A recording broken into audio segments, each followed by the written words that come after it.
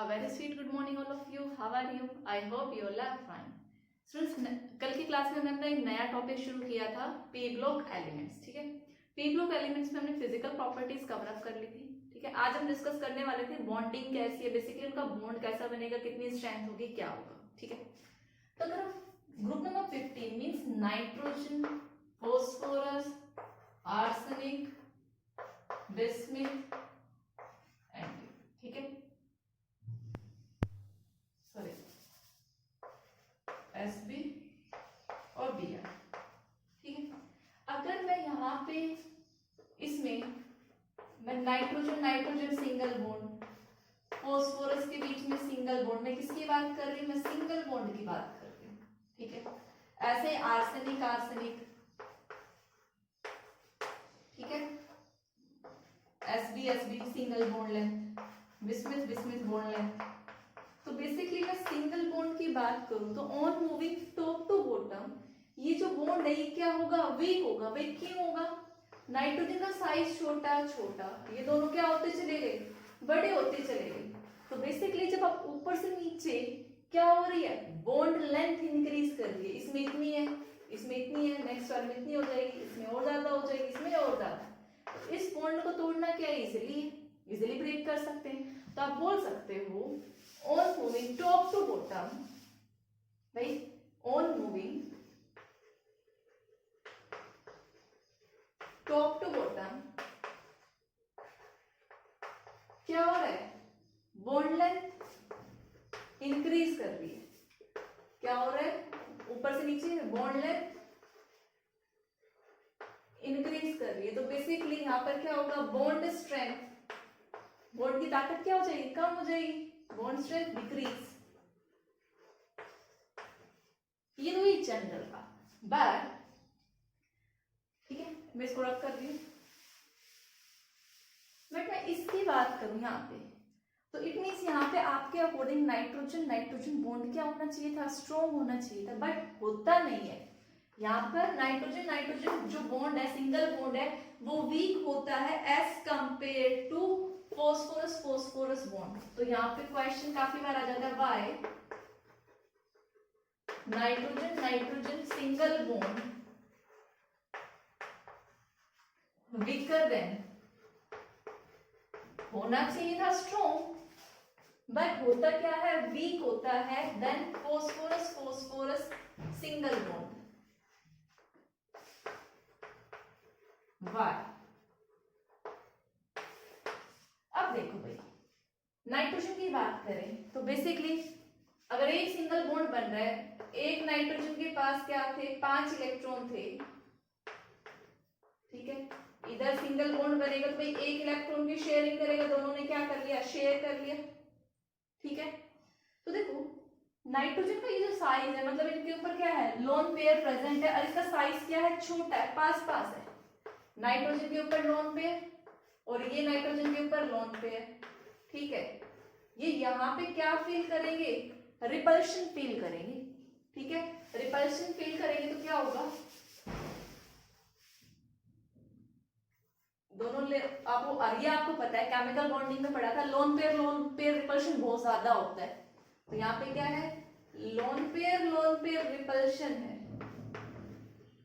But अगर मैं phosphorus की बात करूं तो भाई उनका साइज क्या है, थोड़ा सा बड़ा हो जाता है, बॉन्ड लेंथ बढ़ती, तो इतना रिपल्शन नहीं हो पाता जितना इसमें लोन पेयर रिपल्शन हो पाता है.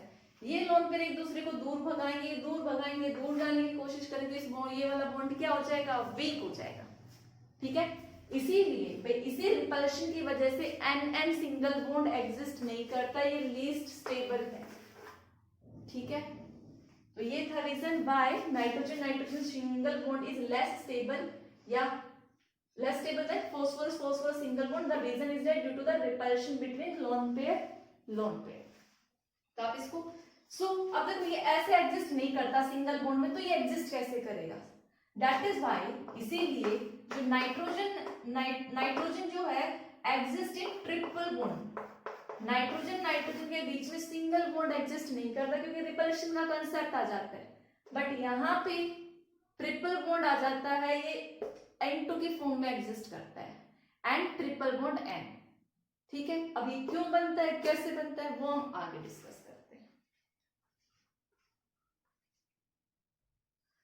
स्टूडेंट्स अब डिस्कस करते हैं कि बॉन्ड फॉर्मेशन इन N2। भाई N2 में आपको पता है N ट्रिपल बॉन्ड N है बेसिकली, इसमें एक सिग्मा बॉन्ड है और दो क्या बॉन्ड है, पाई बॉन्ड है।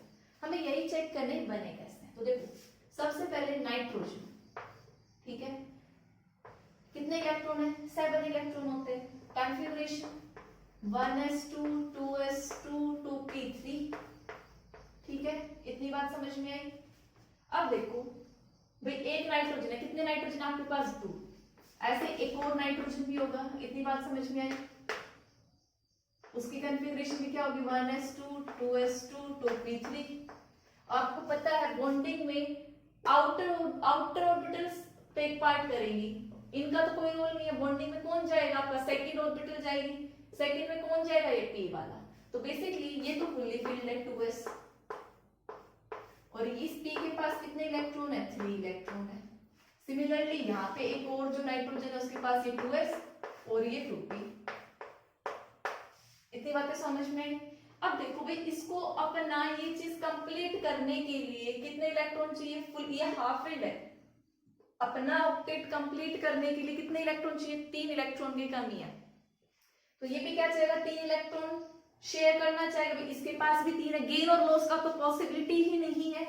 भाई इधर भी नाइट्रोजन इधर भी नाइट्रोजन, कोई लॉस करना पसंद नहीं करेगा, दोनों आपस में क्या करेंगे, शेयरिंग करेंगे, ठीक है। अब आपको पता है भाई ये px है, एक py है इसमें और एक pz है। इसमें भी क्या है, एक px है, py है एंड pz है। 2px 2py 2pz बोल सकते हो आप, ठीक है। तो देखो ये तीनों क्या होती है, परपेंडिकुलर टू ईच अदर होती है। तो मैं एक नाइट्रोजन बना रही हूं, ठीक है, इसकी अगर मैं pz को प्रिंसिपल एक्सिस मानूं तो ये प्रिंसिपल एक्सिस हो गई एक की। आपको पता है p ऑर्बिटल डंबल शेप की होती है, एक px हो गई। सिमिलरली दूसरे नाइट्रोजन की मैं क्या बना रही हूँ, सॉरी pz माना है मैंने इसको, तो दूसरे नाइट्रोजन की भी क्या बनाऊंगी, pz बनाऊंगी,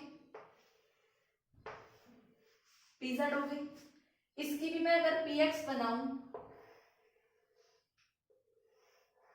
ये px मान लो या py मान लो, जो भी, मेरे को 3 ऑर्बिटल्स बनानी है p की, ठीक है। और थर्ड वन मैंने ये बना दी,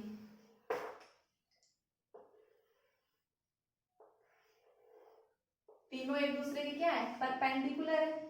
और आपको पता है तीनों में क्या है, एक एक इलेक्ट्रॉन है, एक इलेक्ट्रॉन इसके पास, एक इस वाली के पास, एक इसके पास, इसके पास, एक यहाँ पर और एक यहाँ पे, ठीक है।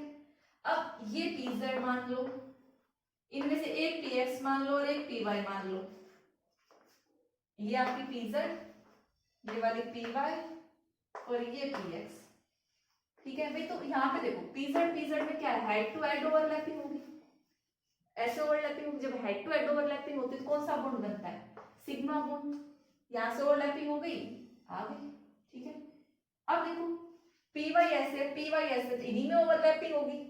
अब हेड टू हेड तो हो नहीं सकती क्योंकि बीच में बॉन्ड है, सो ये दोनों क्या करेंगे, साइडवेज। अब देखो py और इसका pz ऐसे, इनमें भी नहीं हो सकती साइडवेज, तो साइडवेज किस किस के बीच में होगी, इसके py और इसके py में होगी। कौन सी ओवरलैपिंग, साइडवेज। यहाँ पे हेड टू हेड की तो पॉसिबिलिटी है नहीं, तो दोनों जब साइडवेज करेंगे तो क्या बनाएंगे, एक पाई बॉन्ड बनाएंगे। सिमिलरली जो z केस है, सॉरी ये जो आपका px है, कोई कुछ भी मान लो, ये दोनों सेम डायरेक्शन में होंगे, तो इनमें भी क्या होगी, हेड टू हेड ओवरलैपिंग होगी। तो एक पाई बॉन्ड आपका यहां बन गया, तो बीच में एक सिग्मा और ये दो क्या बन गए, पाई बन गए, ठीक है।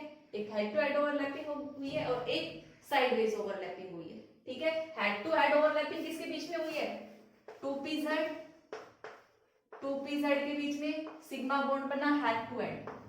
2px, 2px के बीच में कौन सा बॉन्ड बना है, पाई बॉन्ड। और 2py एंड 2py के बीच में कौन सा बॉन्ड बना है, पाई बॉन्ड, ठीक है। तो ये आपकी बॉन्डिंग थी किसके बीच में, नाइट्रोजन नाइट्रोजन के बीच में, ठीक है। तो देखो ये ओवरलैपिंग भी क्यों हो गई, यहाँ पे स्ट्रॉन्ग बॉन्डिंग बनी, सिंगल बॉन्ड इतना स्ट्रॉन्ग नहीं था, बट जो पाई बॉन्डिंग बनी है स्ट्रॉन्ग बन गई। क्यों? क्योंकि इन ऑर्बिटल्स का साइज क्या था? छोटा था। इफेक्टिव ओवरलैपिंग हो गई। जब इफेक्टिव ओवरलैपिंग होगी तो स्ट्रॉन्ग बॉन्ड बनेगा। तो आप बोल सकते हो nitrogen form strong pi bond. ठीक है, किसकी वजह से? इट फॉर्म, ये स्ट्रॉन्ग पाई बॉन्ड बनाता है, it form strong pi bond because of small size, because of small size of orbital। ठीक है, इसीलिए N2 ट्रिपल फॉर्म में एग्जिस्ट कर जाता है। इतनी बात समझ में आ गई? अब बोलोगे देखो ये रीजन मैंने स्ट्रॉन्ग बॉन्डिंग का आपको दिया है, यही अगर किसका केस होता, फॉस्फोरस का केस होता, तो फर्क क्या होना था? कुछ नहीं होना था। यहाँ पे क्या हो जाता? 2p6 1s 2s 2p 3s2 और 3p3 हो जाता। सेकेंड ऑर्बिटल की जगह क्या आ जाती? थर्ड ऑर्बिटल आ जाती। बट थर्ड आ गई तो डिफरेंस क्या हो गया? ऐसे ही यहाँ पे 3p3, यहाँ पे अगर आप फॉस्फोरस लोगे तो यहाँ पे क्या हो जाएगा? 3s2 3p3। इतनी बातें समझ में आई?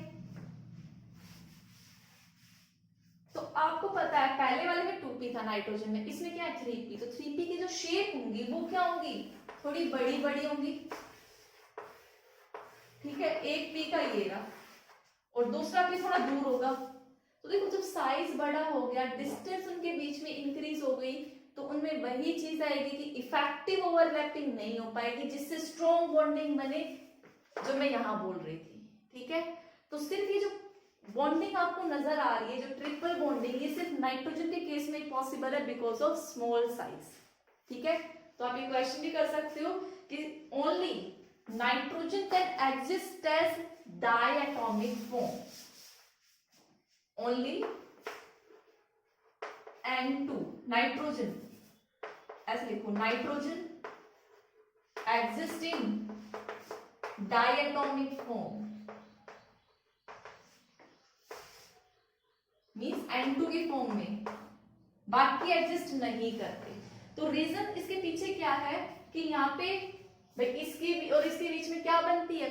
पाई बॉन्ड स्ट्रॉन्ग बनता है, मीन्स इसकी p ऑर्बिटल उसके p ऑर्बिटल। तो आप बोल सकते हो N2 के बीच में कौन सी बॉन्डिंग बनती है?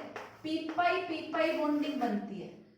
जबकि फॉस्फोरस के केस में p पाई बॉन्डिंग नहीं बन पाती, इसीलिए जो नाइट्रोजन है डायटोमिक फॉर्म में एग्जिस्ट करता है, phosphorus diatomic form means p2 की फॉर्म में एग्जिस्ट नहीं करता है। तो आप ये क्वेश्चन लिख सकते हो, काफी इंपॉर्टेंट है, काफी बार पूछा जाता है। ठीक है, तो आप ये कॉपी करो।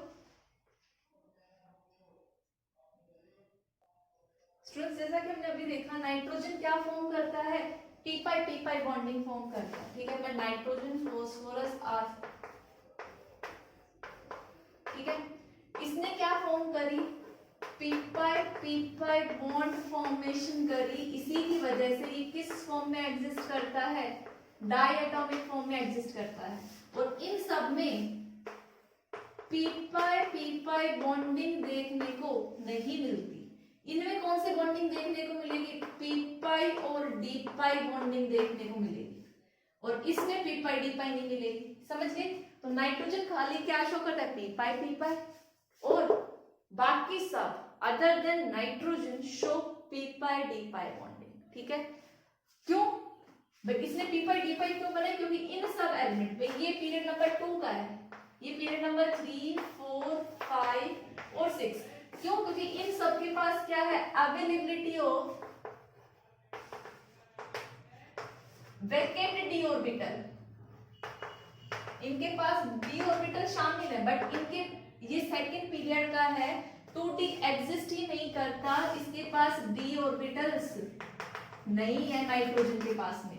तो ये p पाई d पाई बॉन्डिंग, सो d ऑर्बिटल ना होने की वजह से ये p पाई d पाई बॉन्डिंग शो नहीं करता। ये क्या शो करता है? p पाई।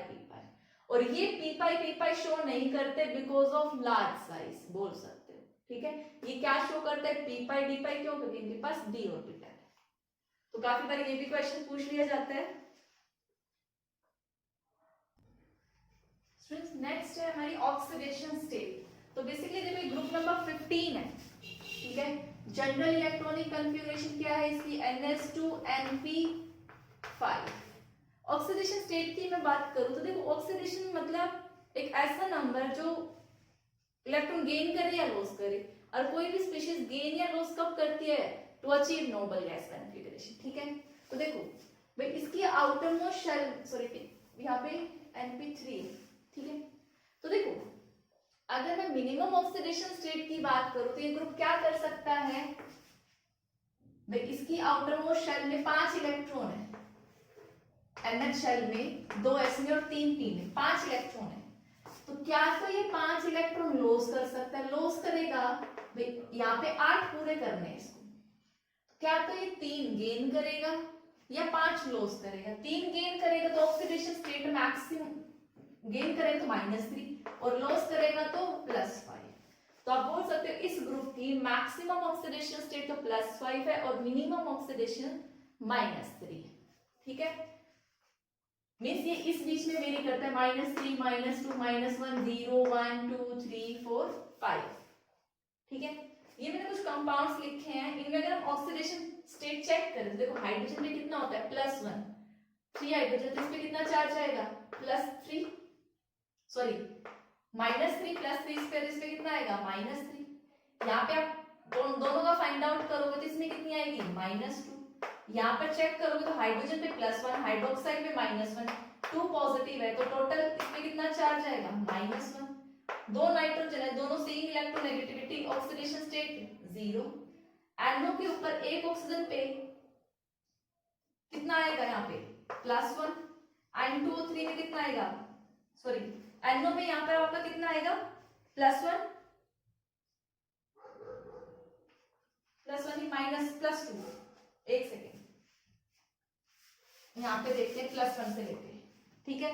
+1 के लिए एग्जांपल आप लो N2 लोगे तो देखो एक ऑक पे -2 है, 2 नाइट्रोजन है, X मान लोगे तो इस पे कितनी आएगी +1। NO लोगे इस पे -2 तो इस पे कितना होगा +2, ठीक है। नेक्स्ट इज N2O3, सॉरी हाँ N2O3 लोगे तो इसमें -2 तो इसमें कितनी आएगी +3। तो ये +3 का एग्जांपल हो गया। +4 का हम लें तो +4 में आप ले सकते हो NO2, एक पे -2 है तो 2 पे +4, इसमें कितनी जाएगी, सॉरी -4, इस पे कितना जाएगा +4। और नेक्स्ट वन इज N2O5, ठीक है। तो आप फाइंड आउट कर सकते हो N2O5 में कितना आएगा +5। तो ये कुछ मैंने लिखे थे जिनमें ऑक्सीडेशन -3, सब में नाइट्रोजन की ऑक्सीडेशन स्टेट -3 से +5 वेरी कर रही है, ठीक है। अब स्टूडेंट इतनी चीज आप याद रखना, ये जो N2O है इसको हम क्या बोलते हैं, लाफिंग गैस भी बोलते हैं। क्या बोलते हैं इसको, लाफिंग गैस।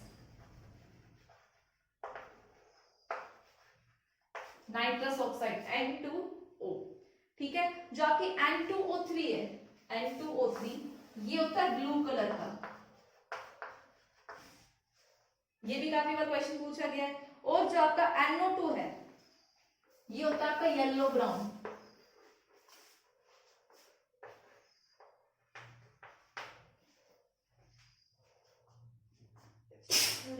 तो आप ये सब नोट डाउन करो।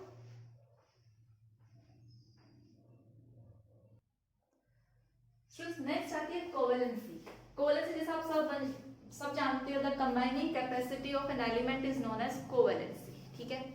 सो कोवेलेंसी अगर हम इस ग्रुप की बात करें, ठीक है, मींस नाइट्रोजन की बात करें सबसे पहले, तो नाइट्रोजन की अगर इलेक्ट्रॉनिक कन्फिगरेशन देखें तो 1s2 2s2 एंड 2p3, ठीक है। भी सेकंड पीरियड का एलिमेंट है तो इसमें क्या मिलेंगे, सिर्फ 2s और 2p मिलेंगे, ठीक है। 2d तो एग्जिस्ट ही नहीं करती है, ठीक है। सो एक s ऑर्बिटल है इसमें और 3 p ऑर्बिटल है। तो बेसिकली कितने ऑर्बिटल्स बॉन्ड फॉर्मेशन कर सकते हैं, s एंड p। तो यहाँ पे देखो कितने ऑर्बिटल्स फॉर्म किए, 4 बॉन्ड मैक्सिमम बन सकते हैं। तो इसकी कोवेलेंसी कितनी होगी, 4 होगी।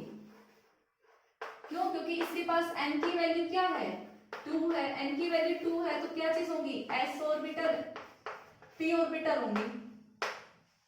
एस में S sub orbital, P sub orbital, तो एस में एक ऑर्बिटल, पी में 3, टोटल 4 है, 4 बॉन्ड फॉर्मेशन में जा सकता है मैक्सिमम, ठीक है।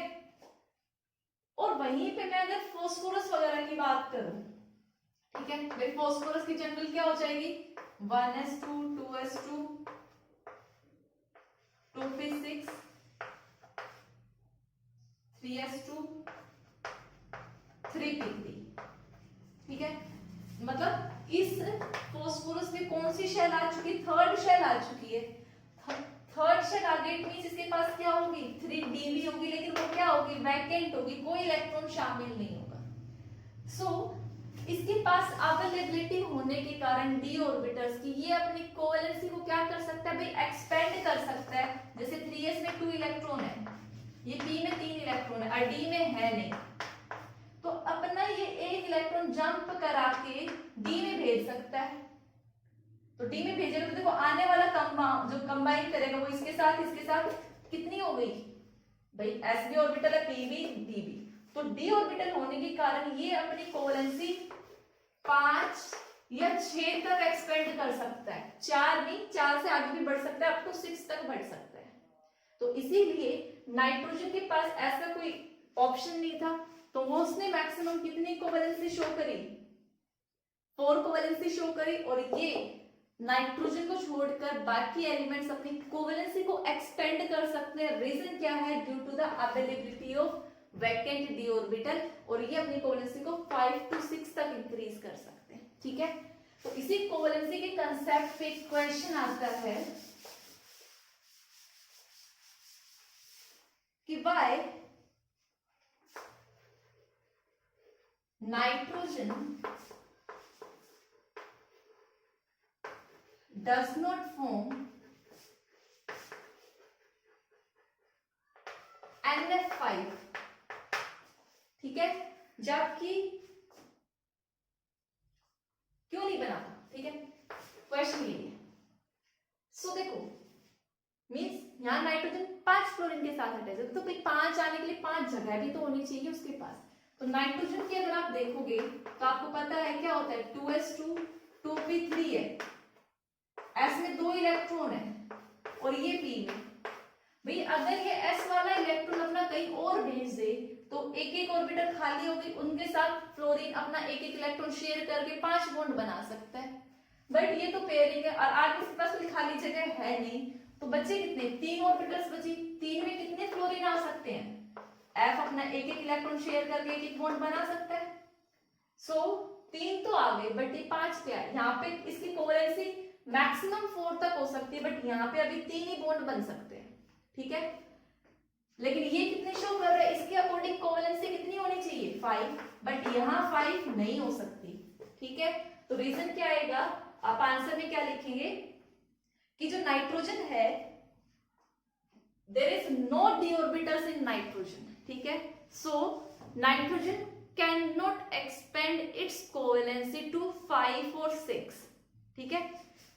नाइट्रोजन की कोवेलेंसी 4 होती है, इसीलिए ये कभी भी N5 नहीं बनाएगा। तो ये क्वेश्चन था, आप नोट डाउन करो।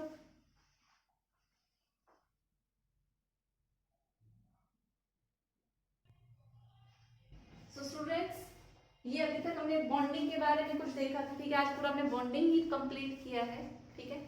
कल की क्लास में हम क्या पढ़ेंगे कि केमिकल रिएक्टिविटी क्या है, भाई ये ग्रुप नाइट्रोजन के साथ या ऑक्सीजन के साथ मिलकर क्या बनाता है, किस टाइप के कंपाउंड बनाता है, उनमें बॉन्ड एंगल कितना होता है, नेचर कैसा होता है, ठीक है। तो आज की क्लास के लिए इतना ही। अभी आपको क्या करना है, साथ साथ जैसे मैं जो कंसेप्ट बता रही हूँ उनको समझते जाना है और उनसे रिलेटेड क्वेश्चंस की प्रैक्टिस करनी है, ठीक है।